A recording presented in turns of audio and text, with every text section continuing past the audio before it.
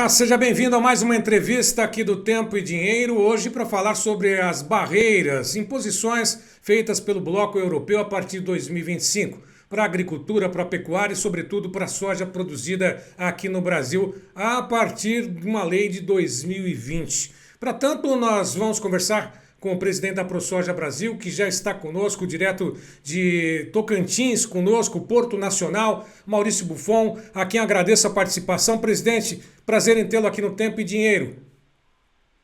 Muito bom dia, amigo. Muito bom dia, Sérgio. Realmente, essas leis impostas aí pela União Europeia para o setor produtivo brasileiro, né, e mundial, assim, né, tá muito preocupando o nosso setor.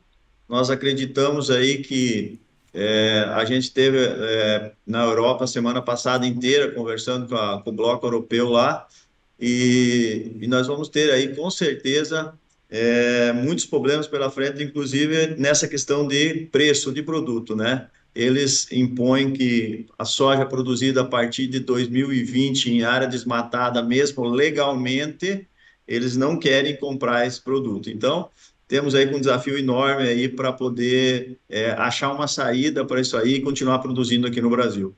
Bom, Maurício, você esteve recentemente em uma viagem à Europa na tentativa de entender um pouquinho melhor esse bloqueio e também reverter essa situação, porque é impossível se adaptar a essas normas e também vai ser um prejuízo, um desafio muito grande para os produtores e para o setor aqui no Brasil, é isso?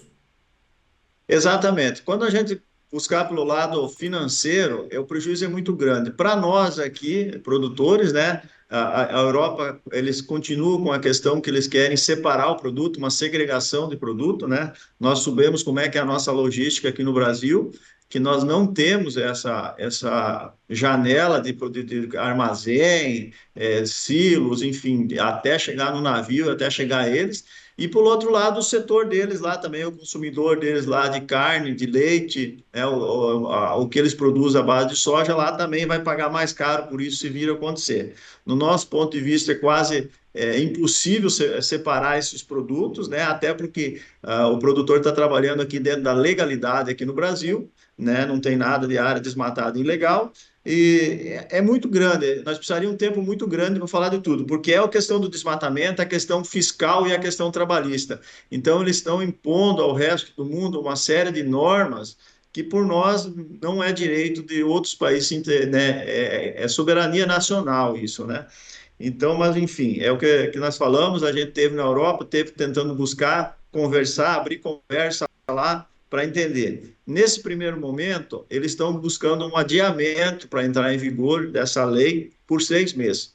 Nada para atender os produtores ou o setor mundial, principalmente o brasileiro. Sim, porque eles não estão conseguindo também impor os sistemas de controle deles lá. Então, tem que ficar claro que esse adiamento aí é mais por uma questão de controle lá deles que para poder atender os outros países. E nós, na verdade, temos que reverter isso aí, é uma sanção que não pode ser admitida de uma forma geral. Isso aí não pode entrar, não pode ser ter essa validade conforme eles querem, né? Mas o problema está em postos e nós vamos depender muito da nossa classe política em Brasília para fazer também algumas leis aqui para contrapor essa lei lá do europeu. Bom, se eles têm dúvidas, aliás, se nós temos dúvidas aqui, eles também têm dúvidas, tanto é que não sabem exatamente como implementar essa lei. Foi isso que você sentiu nessas reuniões e é isso que o produtor está tendo como sentimento em relação a esta imposição?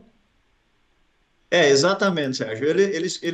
Eles ainda falam numa certificação, né? Como de conta que soja você consegue separar um soja A, o B ou C. Quando você começa a mandar cargas para o porto, vem carga aqui do Tocantins, vai do Goiás, vai do Mato Grosso, vai de todos os estados, enfim, não consegue fazer esse separamento. E outra é a parte deles lá, que eles também querem esse controle, mas também não estão conseguindo achar um sistema de controle. E o mais punitivo de tudo isso, que essa lei eles podem revisar uma carga que chegar, por exemplo, agora na safra 2024-25 lá na Europa, eles têm 4 anos para fiscalizar essa carga, falando que tem o que está certo ou que esteja errado. Se eles acharem qualquer coisa que não está condizendo com as normas deles, que não está clara nem para eles hoje, bem a verdade, a empresa que fez essa exportação pode ser punido de 1 a 4% do seu faturamento mundial. Então, você vê que é um absurdo disso, é uma coisa totalmente que não dá para admitir, mas, enfim, estamos com esse problema pela frente e é muito grave essa questão aí que a gente precisa tratar isso aí e buscar, principalmente a nossa legislação brasileira aqui vai ter que ser endurecida com a Europa, entrar os nossos senadores, os nossos deputados federais em cena, né? O próprio Ministério da Agricultura já pediu um adiamento disso, mas é um grande problema que nós temos aí para 2025 aí. Bom, é uma lei punitiva, é uma lei que estabelece inclusive multas, né? Podem ser cobradas, aplicadas, inclusive não leva em consideração essa questão do transporte, o tempo de levar, transportar, chegar e até mesmo se adaptar às conformidades deles. Agora, o Brasil tem como se adaptar a tudo isso? Ou já tem feito essa lição de casa, a União Europeia que não está se adaptando àquilo que hoje em dia o Brasil tem feito e tem feito bem? Como é que está essa tua avaliação nesse sentido? Bom, se nós olhar pelo Código Florestal e para os nossos agricultores hoje, no modo geral do Brasil, hoje a grande maioria está dentro da legalidade, né? Você não consegue crédito, você não consegue comercializar, você não consegue fazer nada se você não está dentro da legalidade com produto agrícola. Então, nós vemos fazendo o dever de casa. O ponto é que eles não querem soja de área desmatada a partir de janeiro de 2020, né? Eles fizeram a lei em 23, retroagindo ela para 20 e entrando em vigor em 25. Você vê que só aí é totalmente uma lei que lá em 22, 21, quem fez isso não sabia que ia ter uma lei, que poderia ter uma lei. Então é incabível essa lei do jeito que eles estão colocando. Já ela fere a soberania nacional para uma série de coisas, mas você vê até nesse ponto aí é muito complicado. O produtor faz um dever de casa, eu acredito que não tenho dúvida disso, o fato é essa questão do desmatamento, né? E eles lá estão achando que com uma certificação ou com uma segregação de produto eles vão conseguir. Porque a pergunta que eu fiz a eles em todas as reuniões, que fizemos praticamente umas 10 reuniões a semana passada na Europa, eu falei, sim, mas se vocês não levarem soja do Brasil, onde nós temos reserva legal, nós respeitamos as APPs, temos toda uma legislação ambiental dentro do país, os produtores estão com uma série de coisas, com reserva dentro das propriedades garantida. Vocês vão levar soja da onde? Vocês vão comprar da Argentina, dos Estados Unidos? É dois países que estão atrás do Brasil hoje, se nós olhar nessa questão ambiental, né? Nós temos, principalmente na questão da reserva legal, só o Brasil que tem essa questão. E aí eles ficam sem saber, esperando uma segregação de produto, que no meu ponto de vista é muito caro para fazer, tanto para os consumidores deles, quanto para o produtor brasileiro, que não tem esse tempo para fazer. Bom, por outro lado, se é uma medida punitiva, uma restrição àquilo que é produzido aqui no Brasil, por outro, pode ser visto como oportunidade, eventualmente, para preços melhores a serem remunerados ao produtor aqui no Brasil, ou é um pensamento ainda longe do adequado para esse momento, Maurício? Sérgio, nós já vimos isso com a questão dos GMO-free, né? O soja não intacta e os não transgênicos, né? A Europa queria pagar mais por esse produto e isso não foi à frente. Quando começou a ter dois preços, com dois pesos lá na balança comercial deles, esse produto, eles não conseguiram pagar e admitir e comprar o soja transgênico. E agora é uma lei muito semelhante. Nós não temos essa. Nós não conseguimos fazer esse separamento. Eu não acredito em preços melhor para o Brasil. Eu acredito que vai ter uma nova direção de mercado, né? Coisas que nós escutamos, por exemplo, lá, que parte do produto que chega lá está indo para a Ásia, menos China, né? Então, esse produto brasileiro aí vai começar a buscar também um produto, uma linha direta para a Ásia e não passando mais pela Europa. Então, a Europa também vai ser prejudicada nessa lei, inclusive encarecendo os alimentos lá, mas não significa preços melhores para nós aqui no Brasil. Esse é o ponto. Ninguém ganha com essa lei e muito menos o meio ambiente, né? Porque sempre que a gente fala nessa lei antidesmatamento, vem custo, você vai ficar mais caro, mais barato para o consumidor final e para quem está produzindo, mas o meio ambiente, às vezes, ele é pouco lembrado nessa história. Então, assim, você vê que é uma lei impunitiva que está punindo e não está protegendo também a questão do meio ambiente. Então, a gente precisa rever isso aí. O problema é que a Europa é muito fechada, eles têm um grau de legislação deles lá e as consultas que foi feito com o resto do mundo, eles não levaram em consideração, né? Eles simplesmente ponharam na gaveta o que eles consultaram para fazer essas normas e é mais um sistema protecionismo do produtor deles lá, que a gente viu claramente isso lá, do que preocupação com o meio ambiente. Bom, preservação, aliás, produção lá, preservação aqui, geralmente é o que eles pensam em relação ao próprio Brasil, né? Essa discussão toda. Maurício, duas questões que eu gostaria, eu vou te liberar na sequência, eu sei que teus compromissos você interrompeu para nos atender.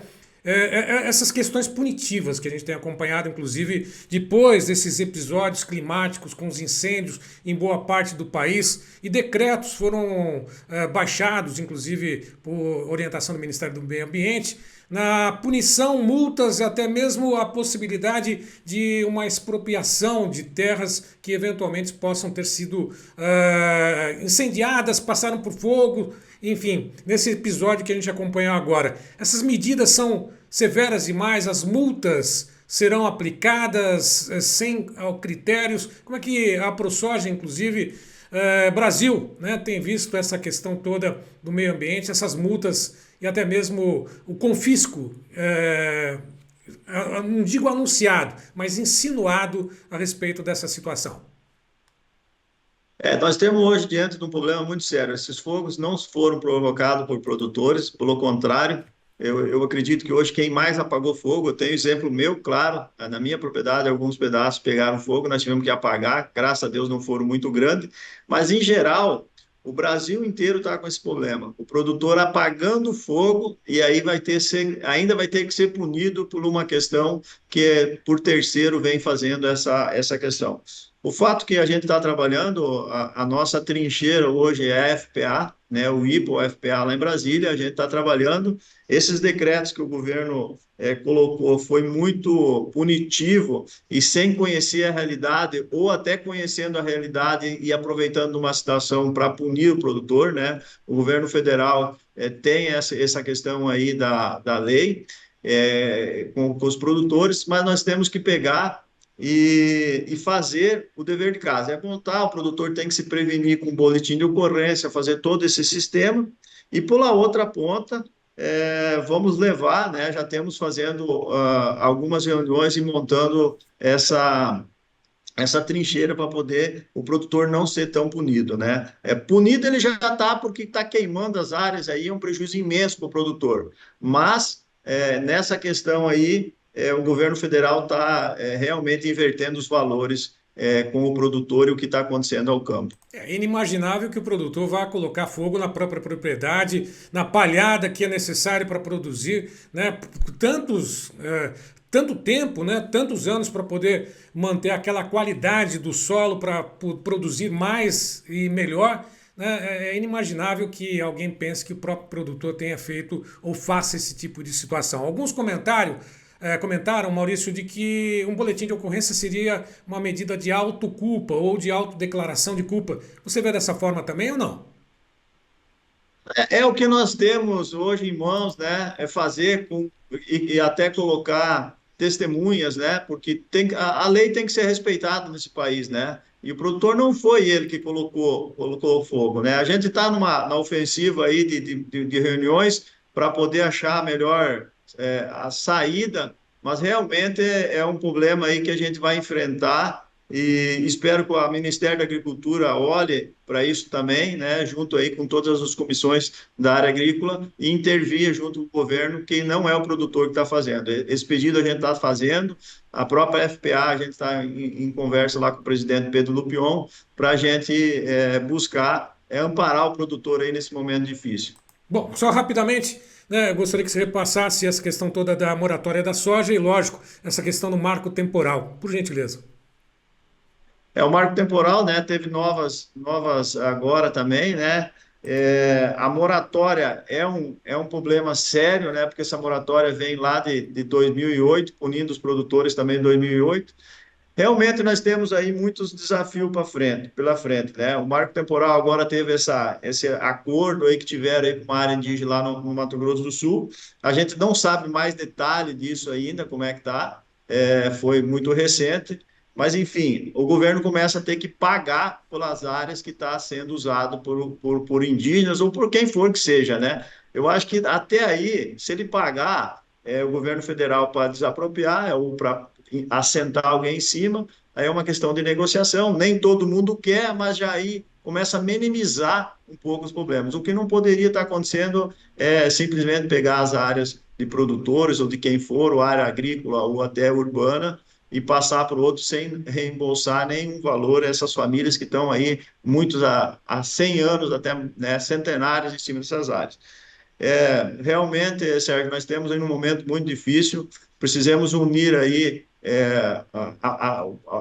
os produtores, a própria FPA, o IPA e o próprio Ministério da Agricultura, que o Ministério tem conhecimento do que acontece na área agrícola, para poder impor mais algumas as nossas pautas dentro do governo federal.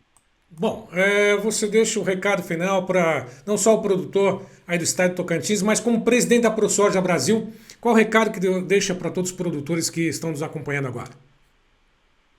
É um momento complicado, vamos sobreviver. O produtor brasileiro é muito forte e eu acredito nisso, não tenho dúvida, mas que precisamos unir, pensar e trabalhar em conjunto, né? Tem muitas entidades trabalhando para o setor. Eu acho que essa união aí do setor, da praça, dessa questão política, o Ministério da Agricultura, que tem também uma grande responsabilidade em tudo que está acontecendo, para nos unir e nós falar na mesma língua, defender o produtor brasileiro e o produtor buscar também conhecer mais as entidades que está defendendo para poder nós sobreviver a esse momento aí que estamos passando aí, que com certeza vamos ter que sair lá na frente mais forte. Presidente da ProSoja Brasil, Maurício Buffon, muito obrigado pela participação conosco. Eu deixo o convite que faça uso do tempo e dinheiro para poder comunicar os produtores desse Brasil afora. Estamos à disposição. Muito obrigado. Até uma próxima. Obrigado, Sérgio. Fica um abraço aí. Sempre precisar, ter uma disposição aí para os amigos. Muito obrigado. Bom, lembrando mais uma vez e a todos que nossas entrevistas estão disponíveis também nas mídias sociais. Vá lá, curta, comente, compartilhe, avise os amigos também que estamos no Clube de Assinantes do Tempo e Dinheiro. A todos que estiveram conosco, mais uma vez, meu muito obrigado e até uma próxima.